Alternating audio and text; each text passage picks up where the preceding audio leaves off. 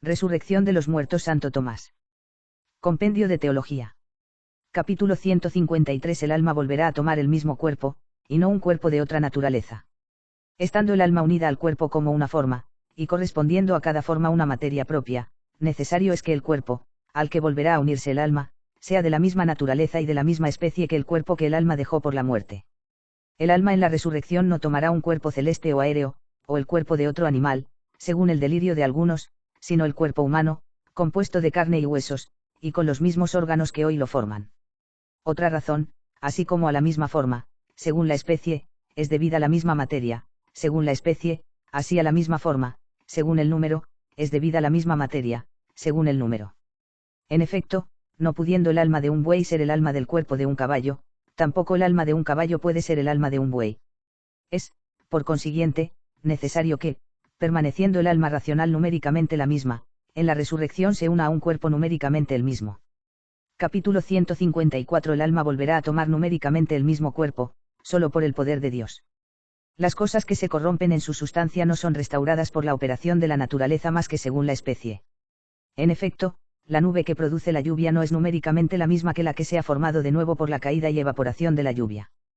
Por consiguiente, como el cuerpo humano se corrompe sustancialmente por la muerte, no puede ser numéricamente restaurado por la operación de la naturaleza. Como la resurrección exige que esto sea así, se sigue que la resurrección de los hombres no se operará por la acción de la naturaleza, como han pretendido algunos, sosteniendo que después de muchos ciclos de años, volviendo los cuerpos a su posición primera, los mismos hombres volverán a aparecer numéricamente los mismos. La resurrección se obrará por solo el poder divino. Es también evidente que los sentidos privados no pueden ser restablecidos por la operación de la naturaleza, ni tampoco puede serlo nada de aquello que procede de la generación, porque no es posible que una cosa, numéricamente la misma, sea producida muchas veces. Si alguna cosa de este género es restituida a alguno, como un ojo sacado, una mano cortada, le será restituida por la virtud divina que obre sobre el orden de la naturaleza. Como todos los sentidos del hombre y todos sus miembros se destruyen por la muerte, es imposible que un hombre muerto sea restituido a la vida más que por la operación divina. Diciendo cómo decimos que la resurrección deberá obrarse por el poder divino, fácil es ver cómo los cuerpos serán restablecidos numéricamente los mismos. Habiendo demostrado antes que todas las cosas, aun las más pequeñas, están sometidas a la divina providencia, es evidente que la materia del cuerpo humano, cualquiera que sea la forma que tome después de la muerte del hombre, no se sustraerá ni al poder ni al conocimiento divino, quedando esta materia numéricamente la misma, en cuanto que se la considera como existente bajo las dimensiones según las cuales puede decirse que es, y, es, en efecto, el principio de individualización. Quedando esta materia la misma, y siendo el cuerpo humano restaurado con ella por el poder divino, así como el alma, que, siendo incorruptible, queda la misma unida al mismo cuerpo, resulta que el hombre es restablecido numéricamente el mismo.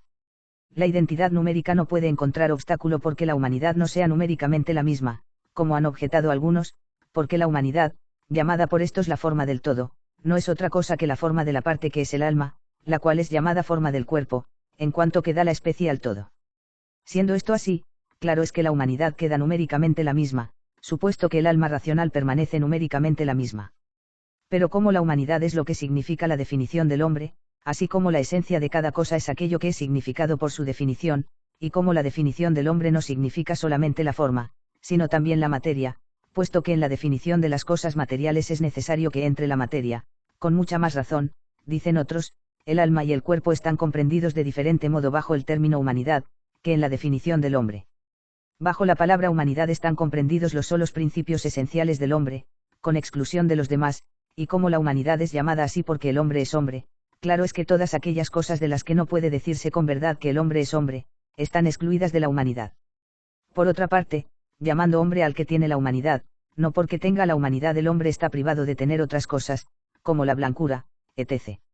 Este nombre, hombre, significa sus principios esenciales, sin exclusión de otras cosas, aun cuando no estén comprendidas en su naturaleza en acto, sino solamente en potencia.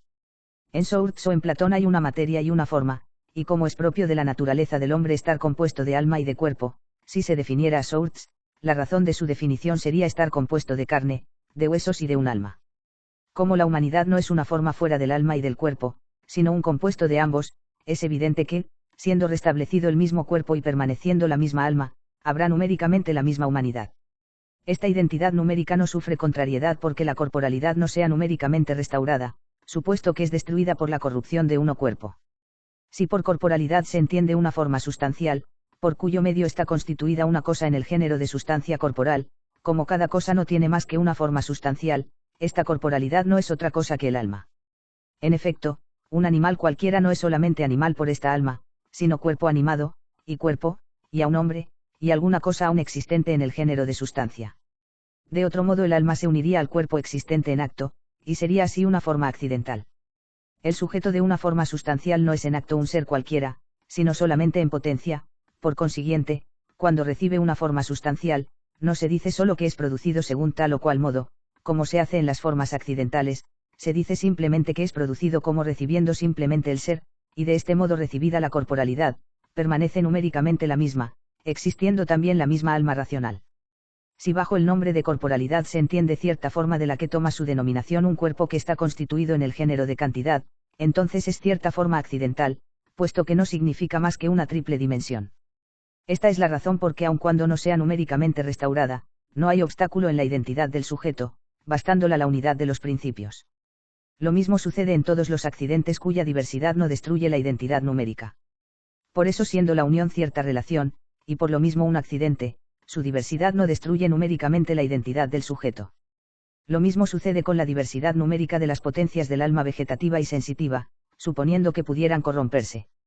Las potencias naturales existentes del sujeto unido están en el género de accidente, y no procede del sentido la sensibilidad en cuanto que es una diferencia constitutiva del animal, procede de la sustancia misma del alma sensitiva, la cual en el hombre es sustancialmente la misma que el alma racional. Capítulo 155. No resucitaremos para el mismo modo de vivir. Aunque todos los hombres resucitarán con identidad numérica, sin embargo, no tendrán el mismo modo de vivir. Ahora gozan de una vida caraptabal, entonces gozarán de una vida incorruptible, porque si la naturaleza en la generación del hombre tiene por fin la perpetuidad, con mayor razón Dios se propondrá la perpetuidad en la restauración del hombre. La tendencia de la naturaleza a la perpetuidad procede de que es movida por Dios. En la restauración del hombre resucitado no se atiende a la perpetuidad de la especie, porque esto podía conseguirse por la continuidad de la generación, a lo que se atiende es a la perpetuidad del individuo. De aquí es necesario deducir que los hombres, después de la resurrección, vivirán eternamente. Además, si los hombres después de la resurrección murieran de nuevo, las almas separadas de los cuerpos no podrían quedar eternamente privadas del cuerpo, porque sería contra la naturaleza del alma, como hemos demostrado antes. Necesario sería que resucitasen de nuevo, y lo mismo volvería a suceder si después de la segunda resurrección volvieran a morir. Si esto fuera así, la vida y la muerte se reproducirían en un mismo hombre en un círculo infinito, lo cual es un absurdo, y por lo mismo debemos fijarnos en la primera aserción, a saber, que los hombres, después de la primera resurrección, gozarán de la inmortalidad. Esta destrucción de la mortalidad no producirá diversidad ni en la especie ni en el número.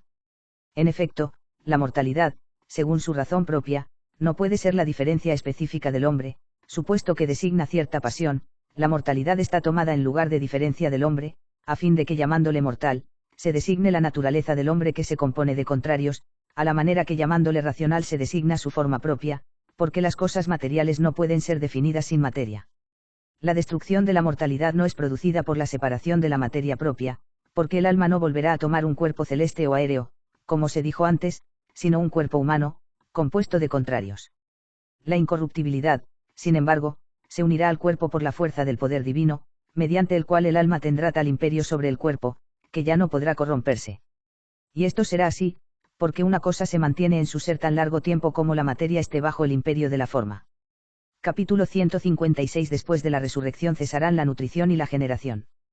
Como suprimiendo un fin es necesario igualmente suprimir todo lo que se dirige a este fin, destruida la mortalidad por la resurrección de los cuerpos, queda destruido también todo lo que constituye el orden de la vida mortal. A este género pertenece todo lo que sirve para la alimentación necesaria al sostenimiento de la vida mortal, para reparar por medio de los alimentos la pérdida producida por el calor natural. Por consiguiente, después de la resurrección no habrá necesidad de comer ni de beber.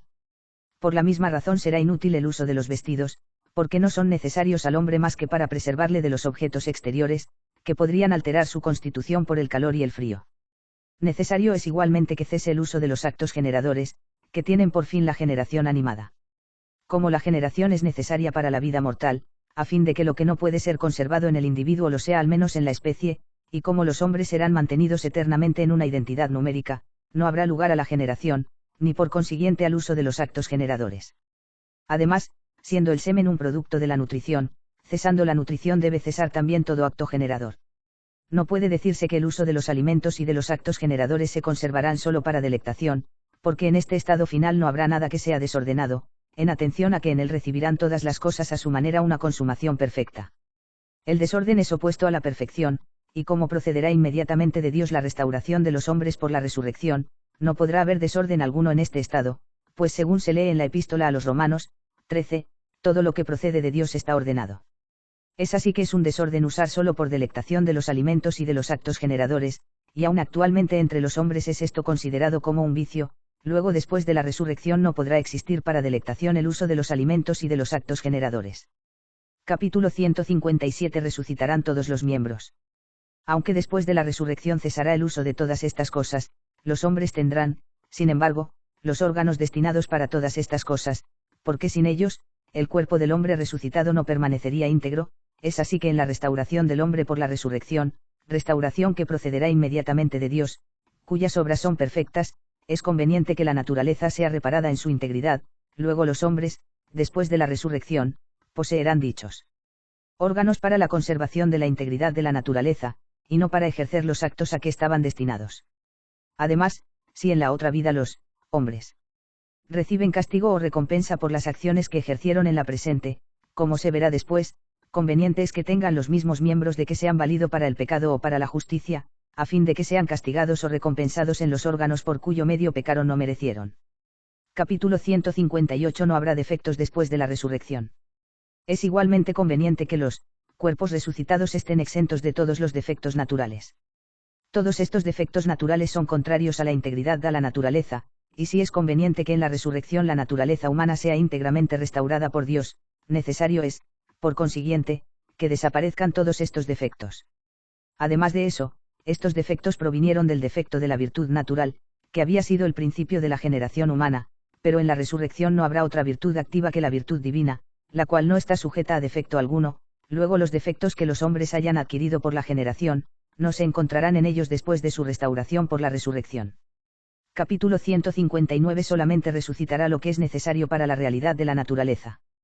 Todo lo que se ha dicho de la integridad de los hombres después de la resurrección, debe referirse a lo que pertenece a la realidad de la naturaleza humana, porque lo que no pertenece a la verdad de la naturaleza humana, no será restaurado en los hombres resucitados. De otro modo sería necesario que todos los hombres fuesen de una magnitud extraordinaria, si todos los alimentos convertidos en carne y sangre fuesen restaurados. Es así que solo se atienden a la verdad de cada naturaleza según su especie, luego las partes del hombre que son consideradas según su especie y su forma, se encontrarán todas íntegramente en los hombres resucitados, como las partes orgánicas y las partes consemejantes, como la carne, los nervios y todas las cosas de este género que entran en la composición de los órganos. No toda la materia que haya estado en estas partes durante su estado natural será restaurada, sino solo la que baste para la integridad de la especie de estas partes. Sin embargo, el hombre no dejará de ser numéricamente el mismo en su integridad, aun cuando no resucitó todo lo que materialmente haya estado en él. En efecto, es evidente que el hombre en esta vida es numéricamente el mismo desde el principio hasta el fin. Sin embargo, lo que está materialmente en él bajo la especie de las partes, no queda lo mismo, sino que está sujeto a pérdida o incremento, a la manera que el fuego se conserva él mismo por la adición de la leña, a medida que se consume. El hombre está entero cuando se conservan la especie y la cantidad convenientes de la especie. Capítulo 160. En los cuerpos restaurados, Dios suplirá al defecto de la naturaleza y a todo lo demás. Del mismo modo que en la restauración de los cuerpos por la resurrección, Dios suplirá todo lo que haya estado materialmente en el cuerpo del hombre, así también suplirá todo lo que materialmente pueda faltar. En efecto, sí puede suceder, por las fuerzas de la naturaleza, que el niño que no tiene la cantidad de vida reciba de una materia extraña por la recepción de la comida y de la bebida lo que necesita para llegar a la cantidad perfecta, sin que por esto deje de ser numéricamente el mismo que fue. Con mayor razón la virtud divina puede suplir en aquellos a quienes falta materia extrínseca, aquello de que estuvieron privados en esta vida para la integridad de los miembros naturales y de la cantidad conveniente. Por consiguiente, aun cuando en esta vida haya habido algunos que han estado privados de ciertos miembros o no alcanzaron la cantidad perfecta, conseguirán en la resurrección la perfección conveniente de los miembros y de la cantidad, cualquiera que sea la cantidad que tenían cuando fallecieron. Capítulo 161. Solución de algunas objeciones. Con estos principios pueden resolverse fácilmente las objeciones que algunos hacen contra la resurrección. Dicen así: puede suceder que un hombre se alimente de carne humana, y que, usando de estos alimentos, engendre un hijo que se alimente también con carne humana. Si los alimentos se convierten en carne, parece imposible que uno y otro resuciten en su integridad porque la carne del uno se ha convertido en carne del otro. Además, y esto es más difícil, si el semen es el producto de la nutrición, como dicen los filósofos, se sigue que el semen que ha producido al hijo, proviene de la carne de otro, y por lo mismo parece imposible que el hijo engendrado por tal semen pueda resucitar, si resucitan íntegramente aquellos hombres cuya carne comieron el padre y el hijo mismo. Nada de esto es, empero, contrario a la resurrección común. Antes hemos dicho que no es necesario que todo lo que ha estado materialmente en un hombre sea restablecido cuando resucite, sino solamente todo lo que es necesario para conservar la cantidad conveniente. Hemos dicho también que si algo falta a la materia para la cantidad perfecta, será suplido por el poder divino. Es necesario considerar, además, que una cosa existente materialmente en el cuerpo del hombre, llega a la verdad de la naturaleza humana por diversos grados. Primero y principalmente, lo que se toma de los padres es perfecto bajo la verdad de la especie humana, como que es lo que hay más puro para la virtud formativa, pero lo que proviene de los alimentos, no es necesario más que de una manera secundaria para la cantidad conveniente de los miembros, porque la agregación de elementos extraños debilita siempre la virtud de una cosa, y por eso es, finalmente, necesario que el incremento cese, y que el cuerpo envejezca y se disuelva, a la manera que el vino acaba y se convierte en licor acuoso por la mezcla del agua.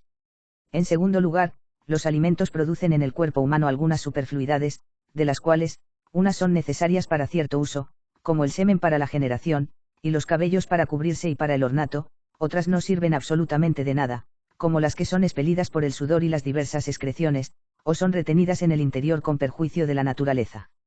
En la resurrección común hará la divina providencia que lo que haya estado materialmente en dos hombres, con una identidad numérica, resucite en aquel en que haya obtenido el grado principal. Si esta materia se encuentra en los dos de un mismo modo, resucitará en aquel que haya existido primero. El poder divino suplirá lo que falte al otro, y así es evidente que la carne de un hombre comida por otro, no resucitará en aquel que la haya comido, sino en aquel a quien la carne pertenecía. Sin embargo de esto, la carne resucitará en aquel que haya sido engendrado por el semen resultante de esta nutrición, en cuanto a lo que dicha carne contenga de humedad alimenticia. En cuanto a lo demás, resucitará en el primero, supliendo Dios lo que falte al uno y al otro. Capítulo 162. La resurrección de los muertos está expresada en los artículos de la fe. Para expresar la fe en la resurrección se ha insertado en el símbolo de los apóstoles, la resurrección de la carne. Las palabras de la carne no se han añadido sin razón, porque aún en tiempo de los apóstoles había hombres que negaban la resurrección de la carne, no admitiendo más que una resurrección espiritual, por cuyo medio resucitaría el hombre de la muerte del pecado. Por esta razón el apóstol, en la segunda carta a Timoteo, habla por segunda vez de ciertos hombres que han salido de las vías de la verdad, diciendo que la resurrección ya estaba hecha, y han perturbado la fe de ciertas almas. Para alejar su error y confirmar la fe en la resurrección futura, se dice, en el símbolo de los padres, espero la resurrección, de los muertos. Capítulo 163. ¿Cuál será la operación de los seres resucitados? Cada ser viviente tiene por necesidad una operación, que es su fin principal, y en esto se dice que consiste su vida. Del mismo modo que de los que se entregan de un modo particular a las voluptuosidades se dice que traen una vida voluptuosa, así de los que se entregan a la contemplación se dice que tienen una vida contemplativa, y de los que se ocupan del gobierno de las ciudades una vida civil. Hemos demostrado que, después de la resurrección, no se hará ya uso alguno ni de los alimentos, ni de los placeres de los sentidos, a los que parece referirse toda la vida corporal. Separando los actos corporales, quedan las operaciones espirituales, en las cuales hemos dicho que consiste el fin último del hombre, fin que pueden conseguir los seres resucitados, libres ya del estado de corrupción y mutación. El fin último del hombre no consiste en los actos espirituales, cualesquiera que sean, consiste en ver a Dios en su esencia, como se demostró antes. Es así que Dios es eterno, luego es necesario que el entendimiento esté unido a la eternidad. Por consiguiente, así como se dice de los que se entregan a la voluptuosidad que traen una vida voluptuosa, así también los que gozan de la visión divina adquieren la vida eterna según estas palabras de San Juan, 17, la vida eterna consiste en conoceros como el verdadero Dios, etc. Capítulo 164. Dios será visto en su esencia y no en su imagen y semejanza. La inteligencia creada verá a Dios en su esencia, y no en imagen, por medio de la cual la cosa concebida pueda alejarse del entendimiento presente, como una piedra está presente a la vista por su imagen y alejada por su sustancia. Hemos demostrado que la esencia misma de Dios está en cierto modo unida a la inteligencia creada, de tal suerte, que Dios pueda ser visto en su esencia. Así como en este fin último se verá lo que antes se creía de Dios, así también se poseerá como presente lo que, se expresaba como distante, y a esto es a lo que se llama comprensión, según estas palabras del apóstol a los Filipenses, 3, mas voy siguiendo por si de algún modo podré alcanzar aquello para lo que fui tomado de Jesucristo. Estas palabras no deben ser entendidas en el sentido de que la comprensión implique la inclusión, sino la presencialidad y una especie de posesión de la cosa sobre la cual se ejerce.